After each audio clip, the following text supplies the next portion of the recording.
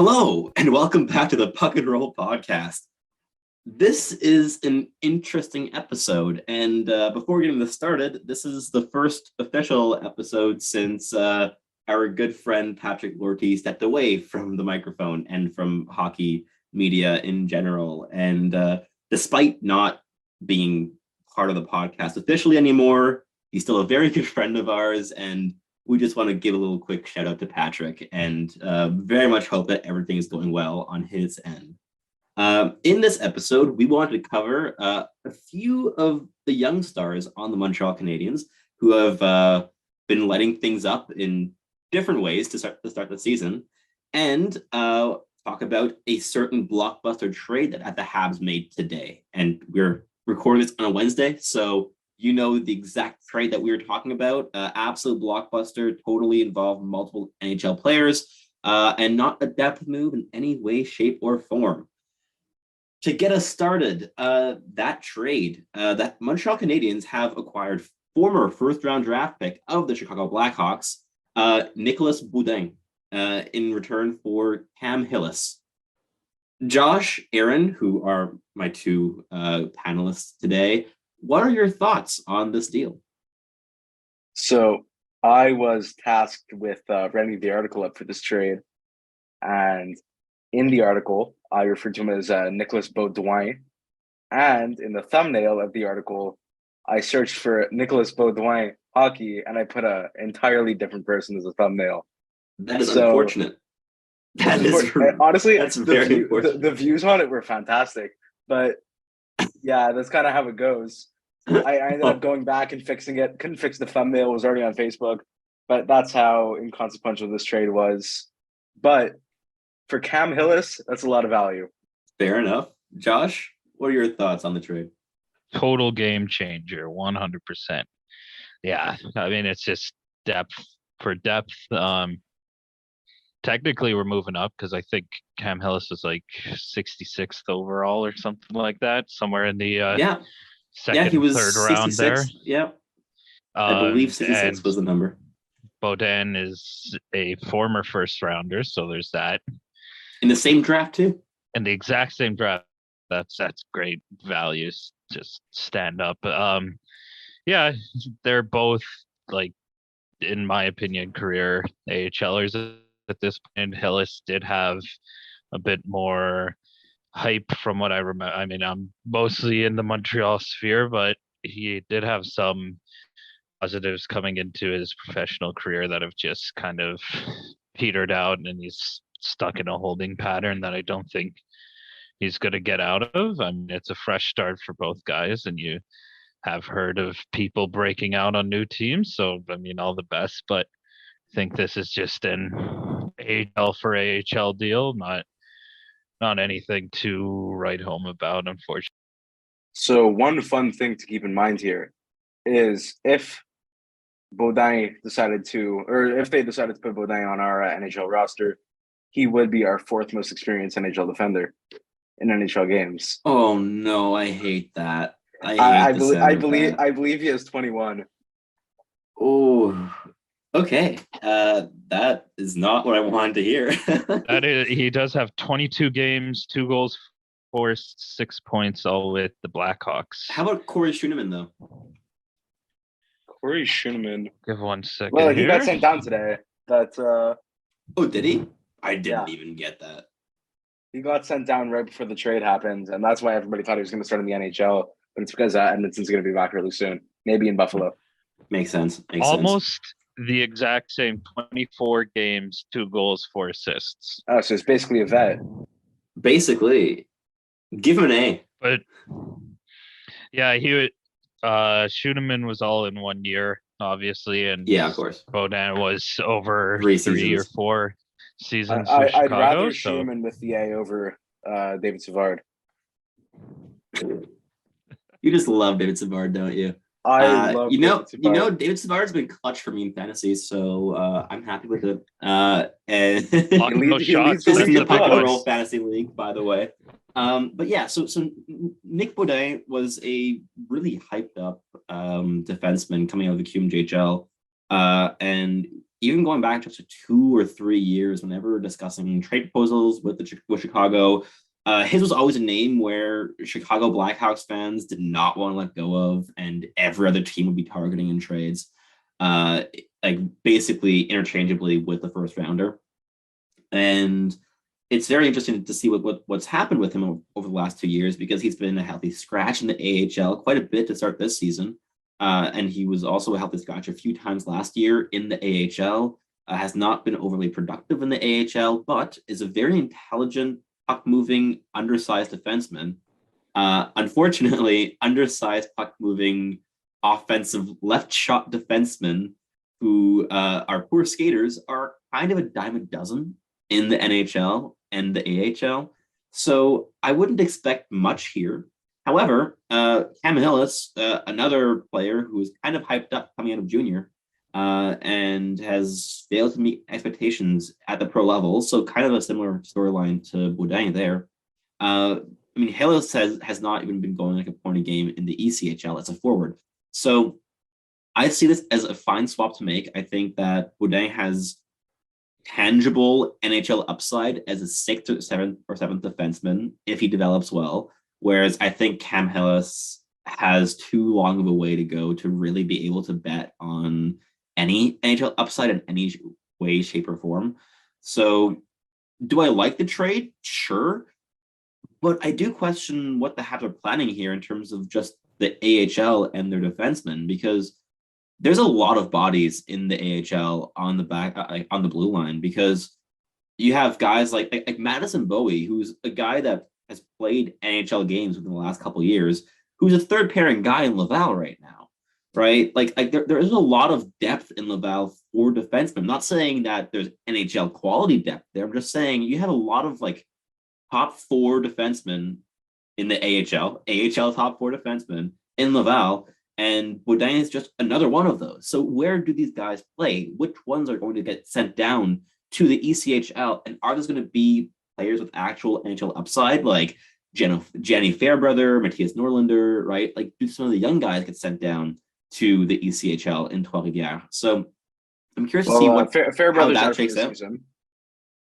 Yeah. Oh, thank you for enlightening me. I did not even. That is unfortunate. Okay. That is very. I think it's over for him because of it. Unfortunately, you can't miss a year at this point. I'd be curious to see how he looks next year, but that is rather concerning. Yeah. But yeah, so Beaudin, look, it's a fine trade. I saw a lot of people on Twitter saying like, "What a steal for Kent Hughes," because it was a former first rounder that was acquired here. But I wouldn't be saying that right now. But look, fine depth move, sure. Change of scenery is good, but I wouldn't. I would encourage Habs fans to maybe not expect Beaudin to be an NHL quality player within the next year, 2 years. But it was an interesting trade because, again, Beaudin, a Quebecer, he's still very young. Why not at this point? Why not? Speaking of young defensemen, Arbor Xhekaj, who is a podcast favorite for multiple reasons.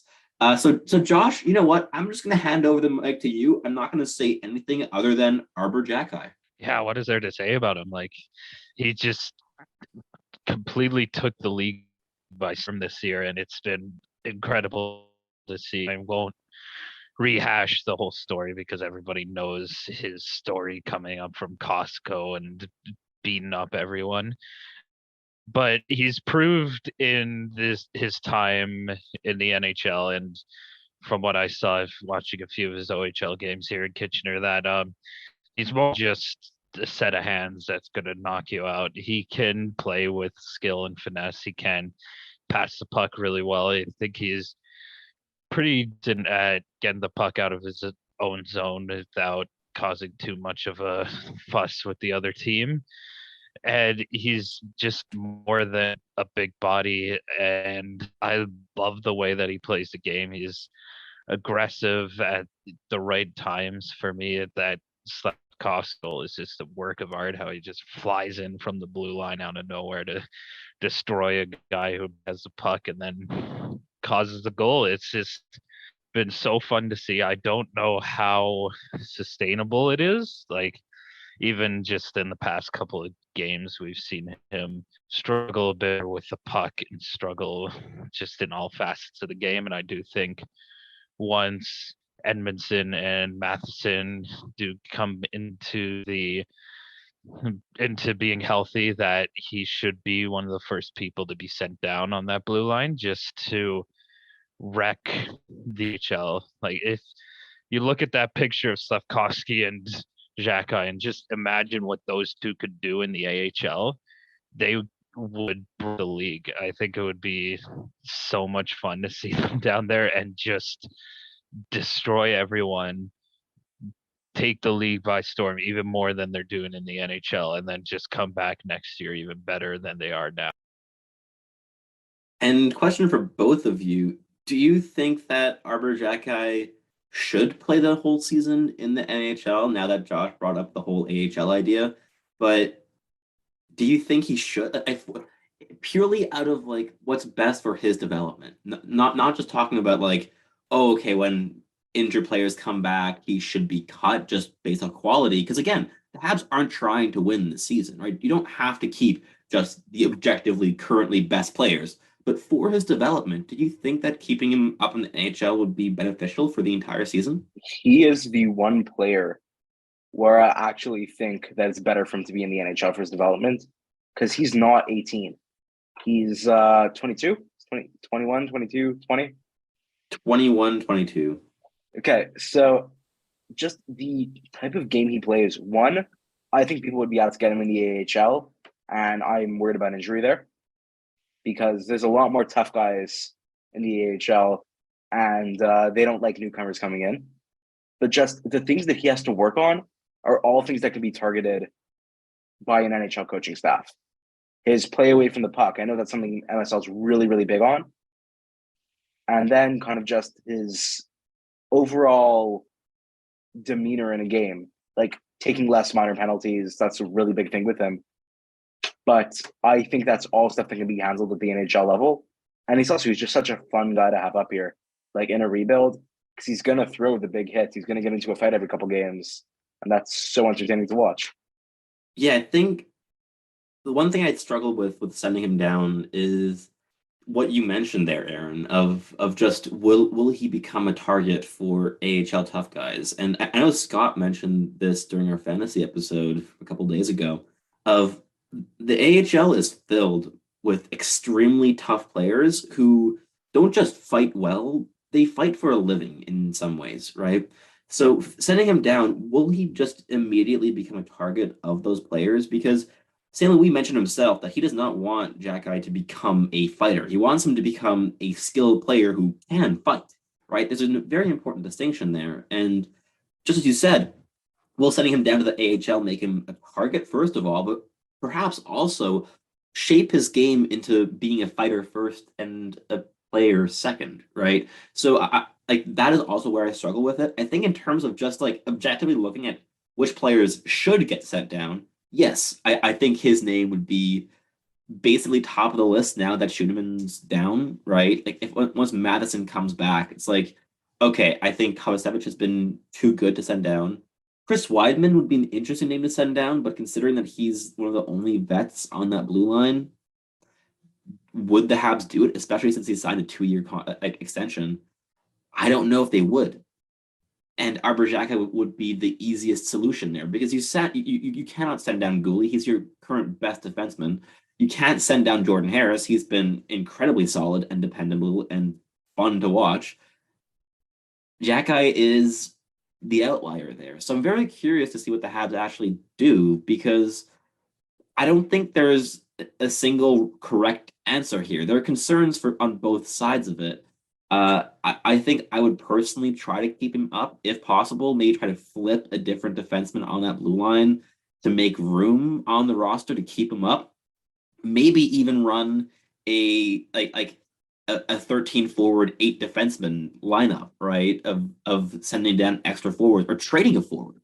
And I think that brings us quite smoothly into the next talking point here, which is the Habs are definitely looking to deal a forward. Mike Hoffman's probably top of that list. But we saw at the Minnesota game, which was in Montreal, there were two assistant general managers in attendance, Edmonton's and Anaheim's. So it's very clear that the scouting is really ramping up now in terms of the Habs shopping forwards, which is who the Habs are shopping. And the question is, firstly, who? Is it Mike Hoffman? Is it only Mike Hoffman? What other names could there be that the Habs are shopping? And secondly, what would you expect in return for that? Would it be just like getting out of that Hoffman contract and trying for future considerations, for example? Or are we actually talking about a physical return for that player? So I'll just keep that question for you guys. I think Yoel Armia is going to be a big target because we don't need him and we don't particularly want him anymore. So I think a team's going to swoop in and grab him for like a 6th or a 7th. Like the Islanders? I feel like the Islanders is made for the New York Islanders. At the same time, all the scouting that's been going on right now is not about Yoel Armia because he's not playing, right? So that's true. Yeah. Which forwards are we talking about here? Is I guess what I'm curious about. And Josh, I know you have a lot to say about Mike Hoffman, right? This is the question. Yeah, that's the tough part because everyone says, "Oh, we got to get rid of Mike Hoffman and Jonathan Drouin," but that's the invisible heartbreak of rebuilding team that you can't get rid of Mike Hoffman and Jonathan Drouin because they're not going to give you anything right now. Jonathan Drouin a bit more, but yeah, like I think Drouin. If you hold on to Drouin until the deadline and then you retain half, you can get a decent return. Just because, firstly, I think he's looked pretty damn good so far this year. And I absolutely agree. Secondly, he is the perfect player that if there's a contending team who has a top 6 forward that's injured going into the playoffs, Drouin is a plug and play skilled guy, right? Like you can plug him onto a line. He's not going to give you defense, but he will give you playmaking. So if you have a line that needs a filler and you have a sniper on that line, you plug in Jonathan Drouin, and I can see a contending team offering up a decent amount just to get that filler. And we see every season expiring contracts going for a 2nd-round pick or a late first, right? I think the Habs would not be getting a 1st-round pick for Drouin, but if you get a 2nd-round pick at the deadline, that is a solid return for. Is it too soon to say that teams might be already looking to try Monahan? No, I think Monahan because he's looked so good. Yeah, I would agree. Though I would put an asterisk on that of saying I don't think any team is going to trade for Monahan now. I think every team would be waiting until the deadline to get him because at that point, when the Habs retain, because even now, if you acquire Sean Monahan, that is still just a hair over $3 million in cap space. Yeah, at $3 million. 187.5. I mean, because we're a bit into the season, it's a bit less than that. But if you wait until the deadline, that gets shaved down to just over $1 million if you get in terms of actual money, and that's a lot easier to take on if you are a contending team, and you can make room for that. So I think the New York Rangers could be really into that. I'm expecting the Rangers to go after Patrick Kane first and foremost. But after Kane, the real big ticket item in Monahan's still going to be available. Honestly, I'd be very curious to see what happens there because to start the season, Monahan has just been very, very good all around, and the Habs have been using him. He's been their 2nd or 3rd most used forward so far this season in terms of minutes. Yeah, pretty much. The Habs are not they're not playing him just to showcase him. They're playing him because he's been very good. And yeah, I'm very curious to see what the Habs get for him because I'd be very surprised if the Habs held on to him unless they got a really bargain extension on him. Unless they can sign him 4 years at $3 million or something ridiculous like that. I'm expecting them to flip him because this is a rebuilding team. Monahan, yes, he's only 28 years old, but his body is all. I mean, he's 27 actually. Big question. 27 to 28. So I wouldn't count out trading him. We took a chance on him. maybe he'd come back. Oh, yeah. It could be a Plakana situation, right? Of trading and then signing in the offseason, right? Like, he never 28. closed the door on that. He just turned 28, I believe. 2 weeks ago. Yep. I believe Yeah, in the Toronto game, the season opener, he scored on his birthday. Yes, he did. Yeah. And so I think Monahan's just been excellent. But Mike Hoffman, going back to this, and Josh, again, I know you have a lot to say on him, but what would your expectation for a Hoffman trade be? Like, I do think Edmonton would be a good fit for him. And if so, what kind of return are we talking, or are we talking about paying to get rid of him? Yeah, at this point, I mean, we're coming fresh off of that Minnesota debacle that happened yesterday night, and although I didn't physically see the game, I did see the highlights, or if you prefer, low lights of Mike Hoffman's night. And it's just hard to not just say take whatever is offered, because he's just been like, he's taking a space that could be for a younger player, and he's not playing like a Dadonov or Gallagher, where he's a veteran player that's performing well, because even then he's not put up, like, he's scored a goal, which is the same amount as what Gallagher has, and Dadonov's not scored a goal, has he? Dadonov and Dvorak both have 0 goals, both have 0 0. assists. But we're not talking about them. It's all about, like, how they're playing, and Hoffman's just lost it. I don't see anything. I laugh every time that video shows up. I'm waiting for the shot for like 2 hours on to be fair, was it Rem Pitlick who had the puck there? Like, he should have passed to Hoffman. Instead, he passed literally on the stick of a defenseman in the other direction. Like, he should have given Mike Hoffman that puck. But, like, it was a full on NPC moment for Mike Hoffman. Like, he just, like, wound up and then just glided for like 2 seconds. It was very funny. It's just stuff like that where it's just like, and then the penalty shot, which was just gross. Where it's just like, you want to see some sort of push from him, like something that shows that he wants to be here, that he wants to play, that he can still play at an NHL level, because you see that from the other guys, but I just don't see it with him, and I think it's just not working, and I think the sooner the better, honestly. I think there's 2 questions that come down to it with Edmonton. One, is Mike Hoffman an upgrade over Warren Foegele? That I'm not sure. Or is Mike Hoffman worth around the same as Tyson Barrie? Ooh. Because that's the salary right there. Tyson Barrie would be interesting because, again, just like Mike Hoffman, a former highly regarded player who infuriates fans to no end, and is very flawed, but has his strengths. Like, Mike Hoffman still has his shot, and his shot is still excellent.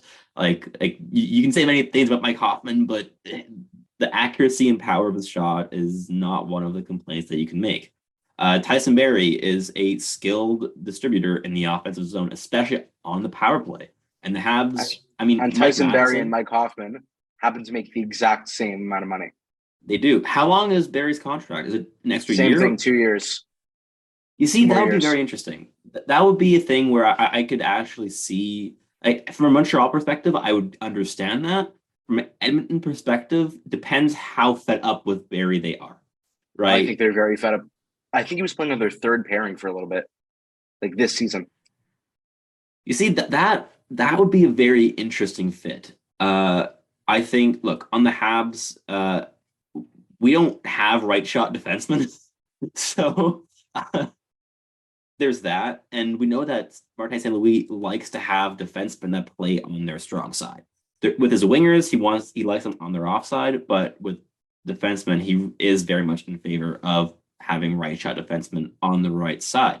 And right now, the Habs are limited to David Savard and Jonathan Kovacevic and Chris Weidman, who has not been great to start the season. Kovacevic has been good, but he's realistically a 6th defenseman. Like, you're not expecting too much from him. He's been putting up very solid results defensively because he's very intelligent defensively, but he's also facing low-end competition, which is why his numbers are looking as good as they are. So yeah, I think Aaron, that is a very interesting proposal because it kind of would fit both teams. Also because Mike Hoffman is a genuine trigger man, and that is also then an option as a plug and play in a role next to McDavid or Draisaitl, right? I hate the idea of Hoffman playing next to McDavid, but he wouldn't be the worst fit there.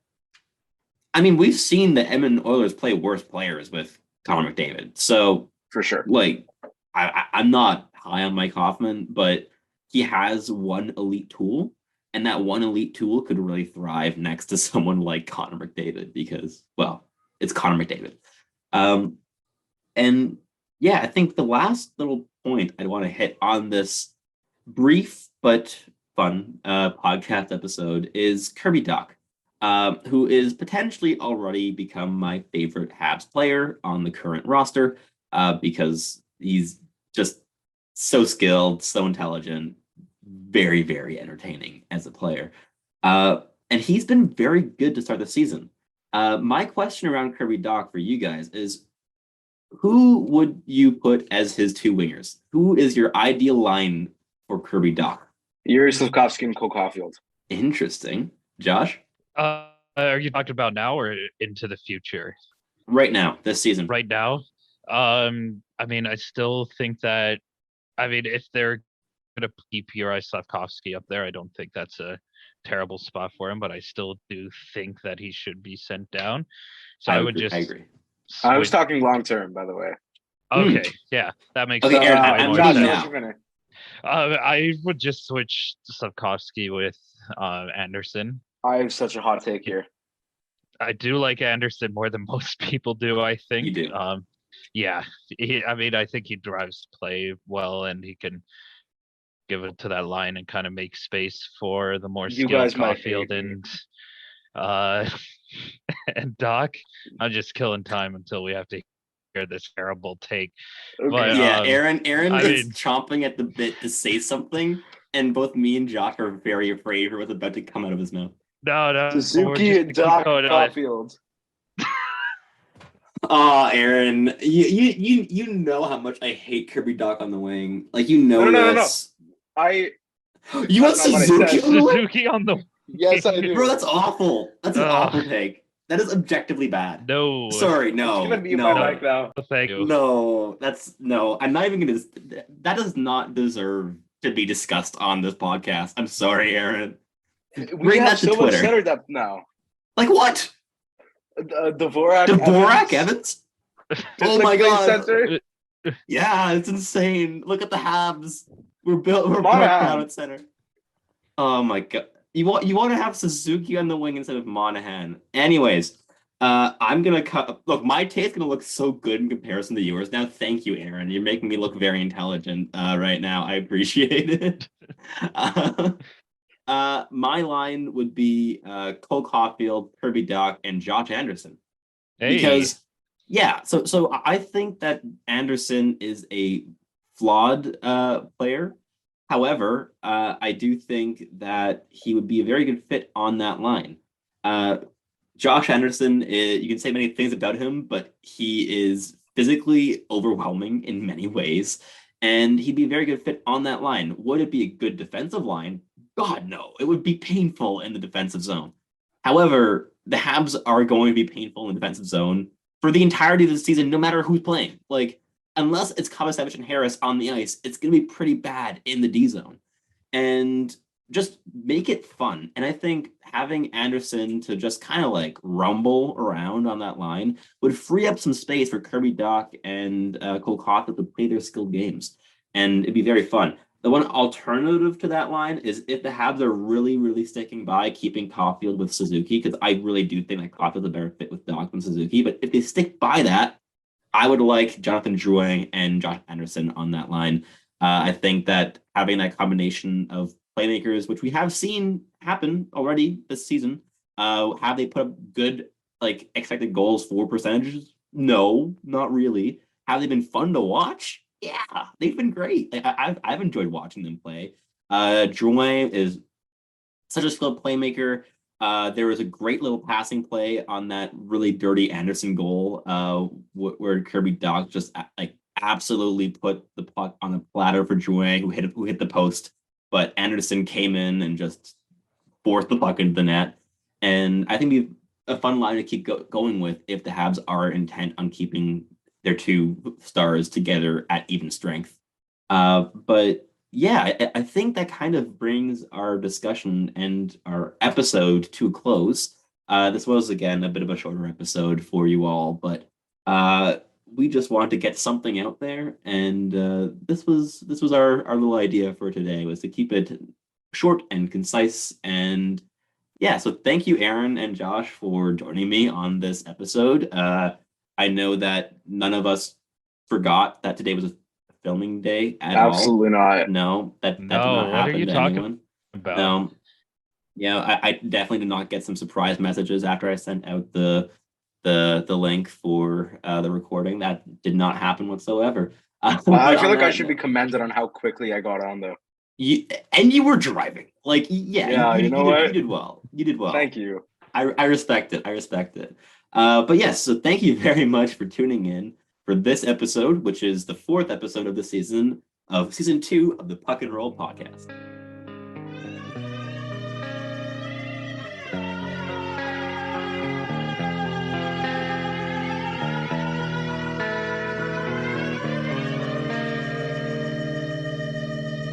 In my eyes, indisposed, in disguises no one knows, hides the face, lies the snake, in the sun, in my disgrace, boiling heat, summer stench, neath the black, the sky looks dead, call my name through